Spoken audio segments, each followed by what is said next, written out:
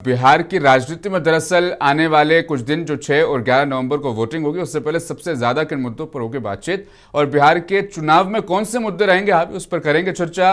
रोजगार को लेकर जो पहल शुरू की है, दरअसल जनता दल यूनाइटेड ने जो लकीर खींची थी कि 5 साल में 1 करोड़ रोजगार हम देंगे और देकर रहेंगे अगर हमारा टर्म आता, उसका जवाब दरअसल तेजस्वी यादव ने दिया था कि हर घर में सरकारी नौकरी हम पहुंचा देंगे।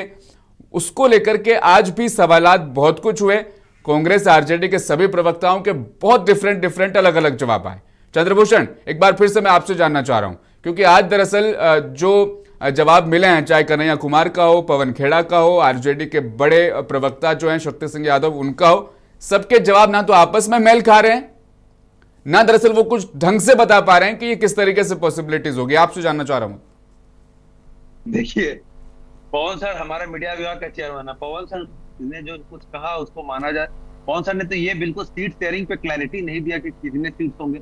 मैं भी जो आपको बता रहा हूँ, चूंकि हम लोग ऑफिस में होते हैं तो इंटरनल जनरली सब कुछ पता लगता है, लेकिन ऐसा नहीं कि मैंने कृष्णा सर को फोन करके पूछा है कि एग्जैक्ट सीट कितना मिला, टू वेरी फ्रैंक।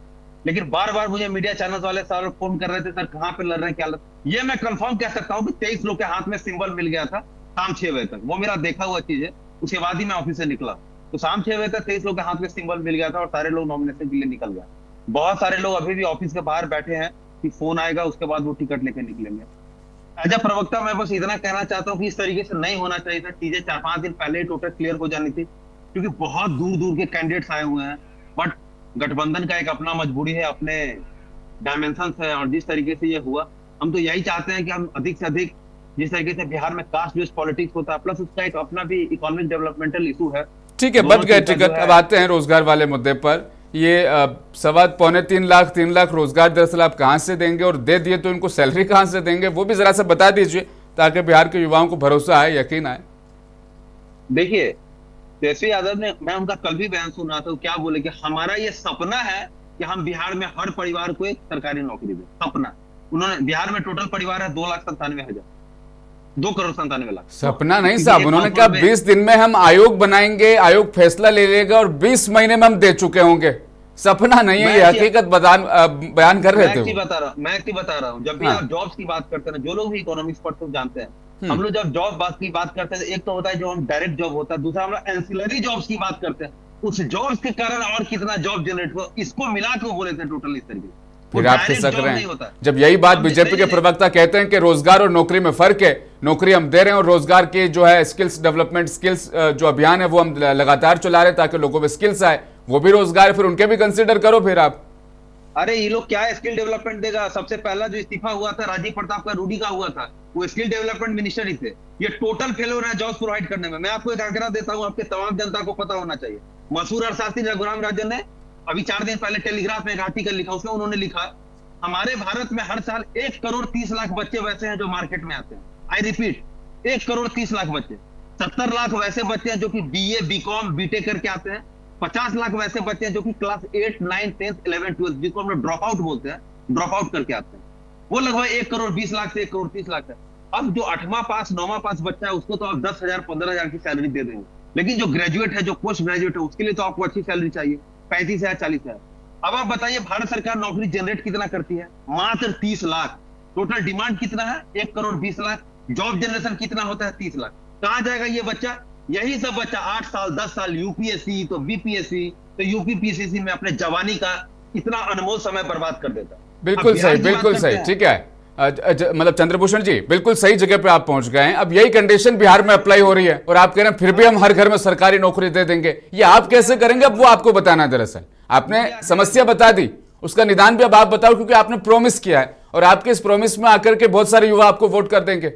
चुनाव के बाद आप तो कह देंगे साहब सपना था। देखिए, हम तो बिहार के तमाम युवाओं को चाहते हैं कि वो हमको वोट करें, ताकि हम उनके मुद्दे को पूरी तरीके से उठाएं। और हम इस मुद्दे को उठा रहे हैं। अभी हम अपने मैनिफेस्टो में डाला है और हम उस मुद्दे को जमीन पे अप्लाई तभी करेंगे जब हम सरकार में आएंगे। बिहार का युवा 20 साल में नीतीश जी को देख लिया है। आज भी लोग 8,000, 12,000, 15,000 की नौकरी के लिए दूसरे राज्यों में भटक रहा है। नहीं चंद्रभूषण जी, मजा नहीं आ रहा। पलायन नहीं, बिहार में 46 विभाग है, 46 विभाग में 15-16 लाख नौकरी है बिहार में। आप अचानक से 3.25 करोड़ रोजगार कहां से लाएंगे, वो मैं नहीं समझ पा रहा हूं। तो आप फिर झूठ बोल रहे हैं, जनता के बीच में झूठ बोलकर जा रहे हैं ताकि मंच पर आपके जबान से भारी भरकम लफ्ज निकल सके रोजगार के नाम पर।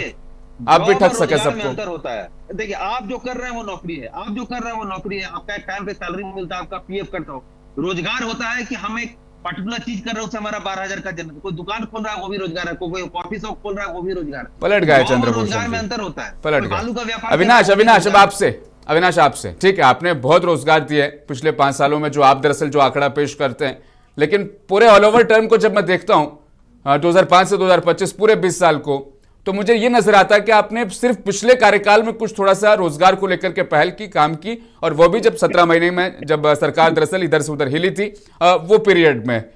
मैं आपसे दरअसल ये जानना चाह रहा हूं कि जब आप हर कार्यकाल में, अगर मैं कार्यकाल वाइज औसत निकालूं, तो 25 लाख हर कार्यकाल में आपने रोजगार दिए। अब अचानक से आप 5 साल में 1 करोड़ कहां से दे देंगे? कुछ मिला है आपको जादू की छड़ी? देखिए, मैं पहले तो हवा हवाई तो हम करते नहीं है कि हम सरकारी नौकरी दे देंगे। हाँ। सरकारी नौकरी, हम हमेशा से रोजगार की बात करते हैं। हम्म। रोजगार मतलब एक ब्रॉडर मतलब सेट है, वो यूनिवर्सल सेट है, और सरकारी नौकरी उसी का एक सबसेट है। आप ये समझिए, आपने कहा कि पिछले पीरियड में, जो पिछले 5 साल का पीरियड था, उसी में हमने कुछ रोजगार वगैरह की बात की, लेकिन मुझे लगता है कि ये फैक्ट चेक करने वाली बात है। हम्म। 2005 में जब माननीय मुख्यमंत्री श्री नीतीश कुमार जी आए, तो उनके हाथ में जो बिहार मिला था, हम सबको पता है, ठीक है ना। तो जब वो आए यहाँ पे, तो उन्होंने सबसे पहले तो डेवलपमेंट स्टार्ट किया। डेवलपमेंट इस तरीके से स्टार्ट किया कि 2011 के आसपास में हम डबल डिजिट के उसमें रेंज में आ गए डेवलपमेंट के। और आप ये समझिए, जब हम ये कहते हैं कि हमने डबल डिजिट जीडीपी का ग्रोथ रेट अचीव कर लिया, तो ये बिना मतलब ये एम्प्लॉयमेंट लेस डेवलपमेंट तो हो नहीं सकता है।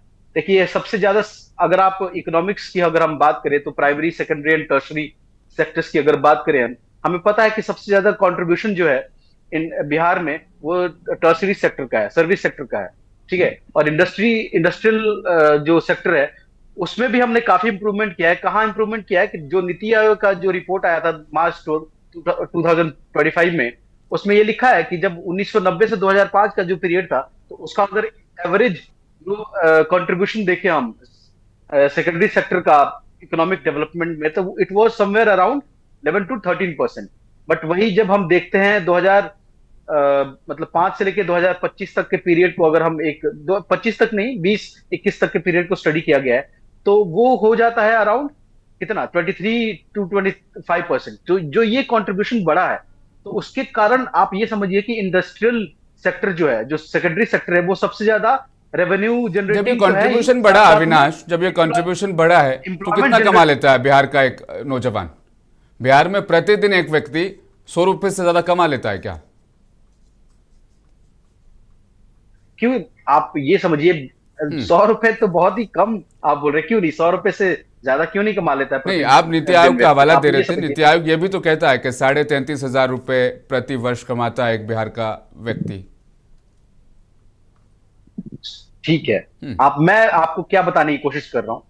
देखिए, आप एब्सोल्यूट डेटा अगर आप देंगे, तो उसमें कहीं ना कहीं मैं समझता हूं कि बिहार आज उस स्टेज में है, जब हम कंपेयर करें अदर स्टेट्स के मामले में। लेकिन हमारा कंपैरिजन क्या है ना, हमारा कंपैरिजन खुद से है। हमारा कंपैरिजन उस पीरियड से है जब हम नेगेटिव ग्रोथ रेट में जा रहे थे, जब हमने धरातल के नीचे से, पाताल लोक से निकाल के, पहले तो हम धरातल पर लेकर आए बिहार को, धरातल से अब हम आकाश में लेकर जा रहे हैं बिहार को। अब ये समझिए कि 2010 से 11 वाला जो पीरियड था ना, जब नीतीश कुमार जी को विभिन्न अलग अलग फॉरेन यूनिवर्सिटीज ने इनवाइट किया था, और उनके जो मॉडल को अप्रिशिएट किया गया, not only with in the India but also, आप ये समझिए, बहुत सारे अफ्रीकन कंट्रीज हैं जिन्होंने, जो माननीय मुख्यमंत्री श्री नीतीश कुमार जी का जो विजन था, महिलाओं को साइकिल देने की बात, चाहे उनको और प्रोत्साहन देने की बात, वो African countries such as Kenya और नामीबिया, अविनाश, फिर भी सारी रिपोर्ट्स में बिहार अंतिम 5 राज्यों के पायदान में रहता है। अगर कोई भी रिपोर्ट हम उठा लें, कोई भी ऐसा मामला नहीं है जहां पर बिहार नंबर 1, 2, 3 पोजीशन पर नजर आ रहा हो। ठीक है, अब राहुल आनंद, आपके पास एक बहुत बड़ा नैरेटिव, राहुल, ये दरअसल पूरे बिहार में फैल गया है। हालांकि आज उसको जवाब उस नैरेटिव को मिला भी है, जब सीएम नीतीश घर से बाहर निकले, रैलियां दरअसल उन्होंने आज की है। नैरेटिव यह है कि बीजेपी दरअसल नीतीश कुमार को खत्म करना चाहती। इस नैरेटिव का आगाज पूर्णिया वाले सांसद पप्पू यादव ने किया, पूरे बिहार में यह फैला। नैरेटिव यह है कि संजय झा जो है दरअसल वो है बीजेपी का आदमी। जेडीयू को चुन चुन कर ऐसी सीटें उनके खाते में डाली कि उनका हारना तय है। हम रालोमो और चिराग के साथ मिलकर के आप सरकार बना लेंगे, नीतीश का पत्ता साफ कर देंगे। ये नैरेटिव दरअसल बन चुका है और जो बयान में सीएम योगी के कोट कर रहा था वो उस नैरेटिव का एक हिस्सा भी लग रहा है।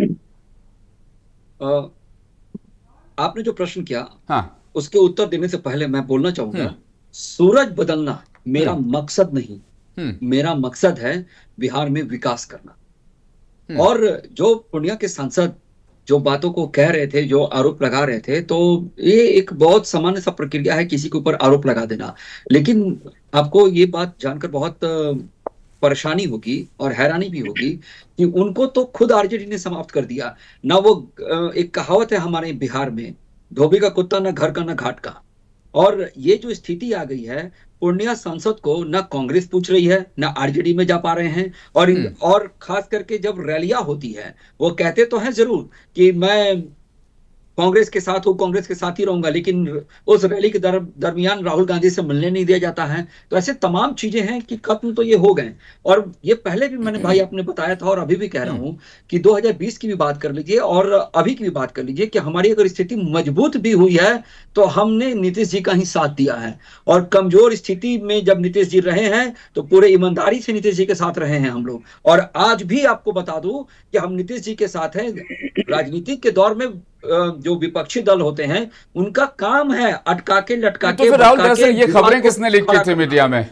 संजय झा को डांटा है सीएम नीतीश कुमार ने, कहा कि 9 सीटों पर बात हो जाए तभी अपनी शक्ल मुझे आप दिखाना, तभी आप वापस यहाँ पर लौटना। सीएम नीतीश बहुत नाराज हैं, खफा है संजय झा से, संजय झा बीजेपी के आदमी हैं। ये खबरें फिर बाहर किस तरीके से आई? देखिए, बीजेपी के आदमी तो नीतीश जी भी हैं, क्योंकि जब बोला जाता है आम तौर पे, जब कोई भी योजनाओं का चर्चा किया जाता है तो नीतीश जी आगे रहते हैं। आज नीतीश जी बीजेपी का ही भी वोट मांग रहे हैं। ऐसी बात तो नहीं है कि नीतीश जी सिर्फ जेडीयू का वोट मांग रहे हैं। तो देखिए, ये जो अफवाहों का जो बाजार है वो अभी चलेगा। ये चलेगा 2000 माफ कीजिएगा, ये फर्स्ट और सेकंड फेज तक ये अफवाहों का बाजार चलेगा। लेकिन ये इस सगुफा पे नहीं जाना है। अली बाबा का जो चिराग है वो एनडीए के पास है। उनको पता है कि कैसे सरकार को बनाना है और कैसे सत्ता में आना है। महत्वपूर्ण ये नहीं है कि उन लोगों ने क्या अफवाह उड़ाया है, महत्वपूर्ण एक और चीज जो सबसे ज्यादा खटक रही है वो ये है कि बाकायदा प्रेस कॉन्फ्रेंस में ऐलान नहीं हुआ कि चुनाव जीतने के बाद सीएम नीतीश कुमार बनेंगे, चाहे कितनी भी सीटें मिले जेडीयू को। और सीएम नीतीश कुमार ही सीएम चेहरा है। गृहमंत्री अमित शाह इस बात का जिक्र नहीं कर रहे हैं, क्योंकि पहले वो ये कह चुके हैं विधायक दल सर्वदलीय बैठक होगी, वो अपना विधायक दल का नेता चुनेंगे और वो मुख्यमंत्री बनेगा। देखिए, ये तो अंडरस्टूड है कि विधायक दल के नेता नीतीश जी ही चुने जाएंगे और माननीय प्रधानमंत्री और गृह मंत्री जी वो तो राष्ट्रीय स्तर की बात करेंगे। अगर राज्य स्तर की बात की जाए तो जितने भी हमारे राज्य के बड़े लीडर्स हैं, प्रदेश अध्यक्ष हो गए, डिप्टी सीएम हो गए, उनकी बातों को की जाए तो उन सब ने इस बात को कहा है कि नीतीश जी को नेतृत्व में चुनाव लड़ेंगे और नीतीश जी हमारे मुखिया होने वाले हैं। तो ये केंद्र भी बोले, मुझे लगता है ये कोई बहुत ज्यादा मायने नहीं रखता है, क्योंकि राज्य चलाने की जिम्मेदारी नीतीश जी को मिली है। और नीतीश जी और मोदी लगता नहीं आपको बिहार में कभी बीजेपी का सीएम नहीं हुआ, होना चाहिए इस बार? देखिए, ऐसी कोई बात नहीं है। हमारा एजेंडा सिर्फ और सिर्फ विकास है। और जब स्थिति आई है, अगर जब स्थिति आई है, जैसे कि लोग जब कहते थे इस बात को कि भारतीय जनता पार्टी के पास सीएम का तो चेहरा ही नहीं है, वो किसको मुख्यमंत्री बनाएंगे, जो आरोप लगाते थे आज वही इस काम को कर रहे हैं। अब हरियाणा में देखिए, हमारी विपक्षी खेमे ने इसी बात को किया। दिल्ली में तो खैर उन लोगों ने केजरीवाल को हराने के लिए सबसे प्रतिबद्ध रहे। और ठीक उसी तरह दिल्ली का जो इतिहास था वो आज पटना में भी, बिहार में भी रिपीट होने जा रहा है, क्योंकि तेजस्वी यादव को नेगोशिएट करके डैमेज करने के लिए कांग्रेस तैयार हो चुकी है, जम चुकी है, रम चुकी है। कांग्रेस को नंबर स्कोर करने की जरूरत नहीं है। कांग्रेस का स्कोर होगा तब जब आरजेडी टूट जाएगी और बिखर जाएगी और वो कुछ सीटों पे आकर समेट जाएगी। सरकार बना रहे मतलब 14 को आप? जिस कॉन्फिडेंस में जो जवाब आ रहे हैं ना अभी उधर से, ऐसे लग रहा है कि 25 से 30 एक बार फिर से नीतीश। देखिए, वो जाहिर सी बात है, हमने वादा किया है और संकल्प लिया है कि 25 से 30 नीतीश जी ही होंगे इस प्रदेश के मुखिया। और जो आप कॉन्फिडेंस की बात करते हैं, वो मैं इसलिए उस कॉन्फिडेंस की बात कर रहा हूं, इसलिए भरोसे से बात को बता सकता हूं, क्योंकि हमने जनता के बीच में अंतिम पायदान पे खड़े व्यक्ति तक अपने संकल्प को पहुंचाने का काम किया है। आज जो भी योजनाएं बिहार के अंदर मिल रही है, मैं मानता हूं कि कुछ नाराजगी हो सकती है, लेकिन करने वाले से ही लोगों की अपेक्षाएं भी होती है। तो हमने किया है और नीतीश जी ने कर दिखाया है और इसके लिए हम दृढ़ संकल्पित हैं। देखिए, अब की बार मोदी सरकार जैसा नारा घड़ने वाले प्रशांत किशोर, जिन्होंने नीतीश कुमार के लिए भी बहुत सारा काम किया है, पिछले 3 साल से वो बिहार के हर गांव घूम रहे हैं। 1350 पंचायतें उन्होंने घूम ली है, ये उनका अपना एक दावा भी है। जाहिर तौर पर 3 साल से वो मेहनत भी कर रहे हैं। उनको क्यों नहीं आंक रहे हैं फिर आप लोग फाइट में, मुकाबले में? अब भी लग रहा है कि नहीं, आरजेडी कांग्रेस महागठबंधन से यह मुकाबला। देखिए, उनको क्या आका जाए, वो तो बाबा रणछोड़ दास हो गए हैं। हाँ। कल वो दिन पहले उन्होंने कहा था कि मैं राघोपुर से चुनाव लड़ूंगा, और अपने आप को इतना बड़ा बताने लगे कि अगर मैं लड़ने लगा तो अमेठी हो जाएगा, राघोपुर अमेठी हो जाएगा। और बाद में वो चुनाव में जाने से पहले ही डर गए। यानी कि ये बड़बोले व्यक्ति हैं। नहीं, वो दरअसल इसका तर्क ये दे रहे थे कि मैं खुद चुनावी मैदान में आ गया तो बाकी उम्मीदवारों के लिए स्ट्रेटेजी कौन बनाएगा? देखिए, कभी भी कोई अगर गंभीर व्यक्ति है, अगर किसी बातों को रखता है तो वो हल्की बातें नहीं करता है, वो स्ट्रेटजी बनती है। और वो तो शुरू से कहते हैं कि मेरे पास तो पूरे देश का डाटा है। यानी कि जब देश का डाटा और अपने आप को फ्लॉप साबित कर रहे हैं तो आपके पीछे जो लोग हैं वो इसका मतलब भरोसेदार आपके साथ नहीं खड़े हैं। यानी कि वो ये भी हो सकता है कि वो आरजेडी से पैसे ले लिए हो और आरजेडी का प्रचार कर रहे हो और आरजेडी को चैलेंज ना करके वो बैठ रहे हो। आरजेडी तो कहती है कि बीजेपी की यानी एनडीए की बी टीम है प्रशांत किशोर, आप कह रहे हैं आरजेडी से ले लिए हैं पैसे। अगर बीजेपी के बी टीम होते अगर वो, तो फिर आज उनको चुनावी मैदान में खड़ा होना चाहिए था।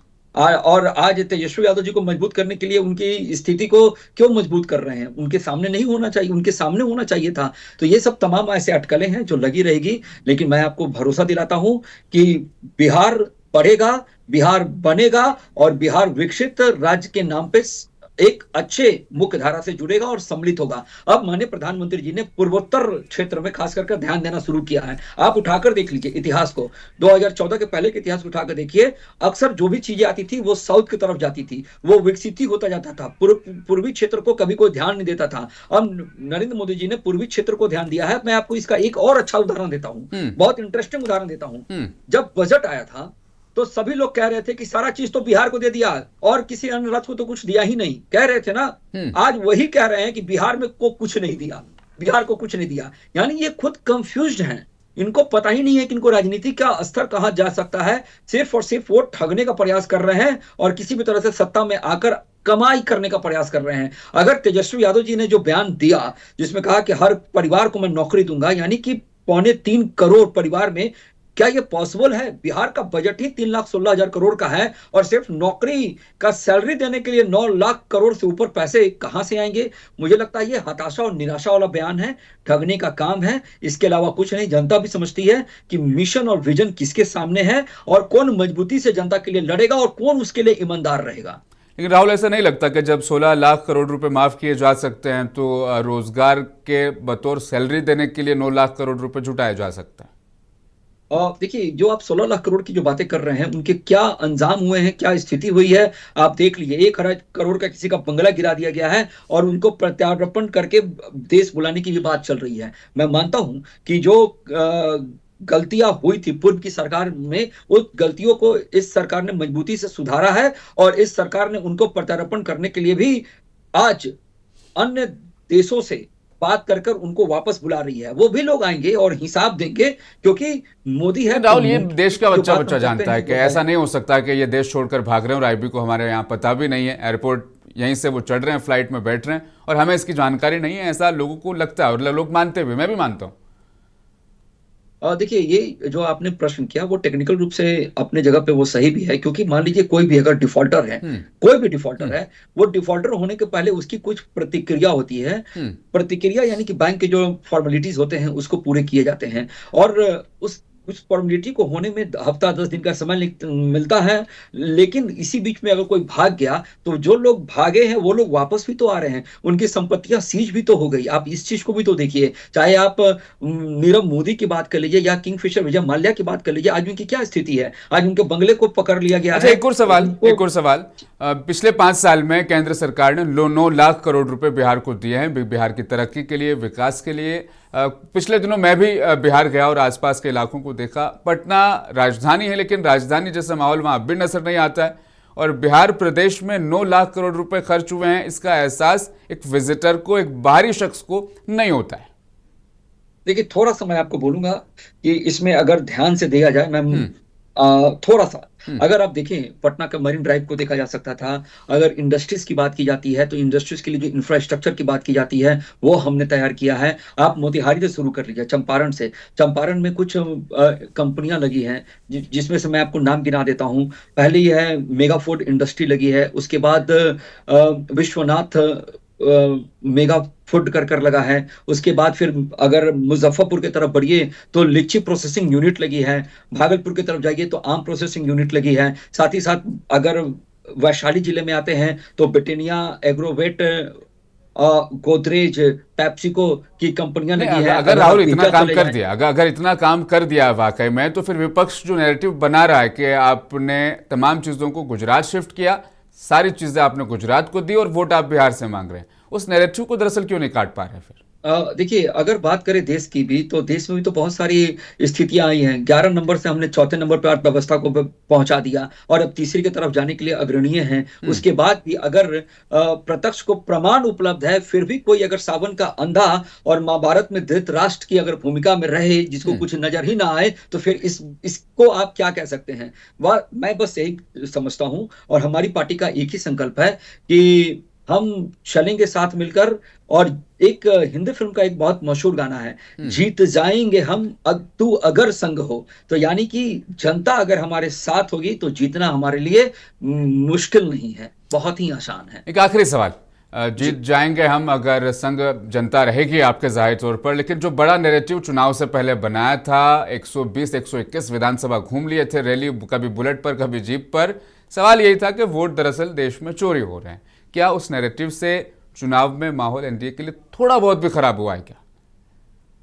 मुझे लगता है मेरे भाई कि ऐसी कोई स्थिति बिहार के अंदर नहीं है। मैं आपको प्रमाण दे सकता हूं। जब सासाराम में जब वो बुलेट चला रहे थे और जो रेंगुलर जीप से वो घूम रहे थे, वो उसकी जिन लोगों से वो मिल रहे थे, तो उनमें अगर उन महिलाओं से ही अगर उन लोगों ने बात किया था, 1 to 1 बात किया था, उसके बाद वो कैमरे के समकक्ष आए और चीजों को उन्होंने स्पष्ट किया। जो मिंता देवी के एज को लेकर पूरे सदन में हल्ला हो रहा था, देश के आत्मा को झकझोर किया जा रहा था, उस मिंता देवी ने आके भी इस चीज को स्पष्ट किया कि आपको हिम्मत कैसे हुआ मेरा नाम का टी शर्ट पहनकर सदन में जाने के लिए। अब बात करते हैं कि बिहार के अंदर क्या है।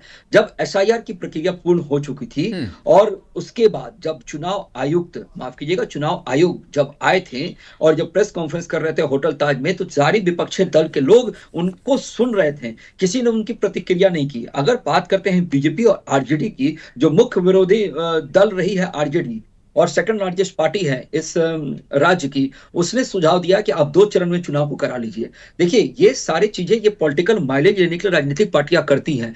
अगर उनके पास कोई मिशन और विजन होता तो आज उनके कैंडिडेट के लिस्ट जारी हो चुके होते, आज वो मजबूती के साथ लड़ रहे होते, ना कि आपस में झगड़ रहे होते। आज वो झगड़ रहे हैं, इस बात का ये प्रमाण है कि ये इन लोगों ने जो नैरेटिव बनाया है वो गलत था। और एक चीज तो होनी ही चाहिए, आप अगर अपने घर में ही हैं, हमारे देश के, खास करके हमारे देश की जो भी, हमारा देश धर्मनिरपेक्ष है, जो हमारे देश के मुस्लिम है, उनको क्या कभी निकाला गया है क्या? सीएए एनआरसी पे भी इन्होंने इस तरह का मतभेद खड़ा करने का प्रयास किया था, अंजाम क्या हुआ? आज सीए एनआरसी लागू भी हो चुका है। देखिए, आप अगर अपने घर की, मैं किसी पे संदेह नहीं करता, और जो हमारे देश के जो 140 करोड़ देशवासी हैं, प्रधानमंत्री 140 करोड़ देशवासी ही कहते हैं, ना कि 100 करोड़ देशवासी कहते हैं। हमने प्रमाण दिया है, हमारे साथ हैं, भरोसा हम पे थोड़ा थोड़ा वो भी बढ़ा रहे हैं और आने वाले समय में वो भरोसे के साथ खड़े होंगे हमारे साथ, और यही हमारी मजबूती होगी। बहुत बहुत शुक्रिया राहुल, प्रोग्राम के अंत तक मेरे साथ जुड़े रहने के लिए। दर्शकों को दरअसल मैं ये बता दूं कि 6 और 11 वो तारीख होगी जब ईवीएम में तमाम उम्मीदवारों की किस्मत कैद होगी। 14 को आ जाएंगे नतीजे। क्या एक बार फिर से नीतीश को मिलेगा मौका? बदलाव की बयार बिहार में बहती नजर आएगी। तमाम चीजों पर रखेंगे नजर। विभाग मुंसिफ में आज के लिए फिलहाल इतना ही लूंगा आपसे इजाजत। आप बने रहें मुंसिफ टीवी के साथ।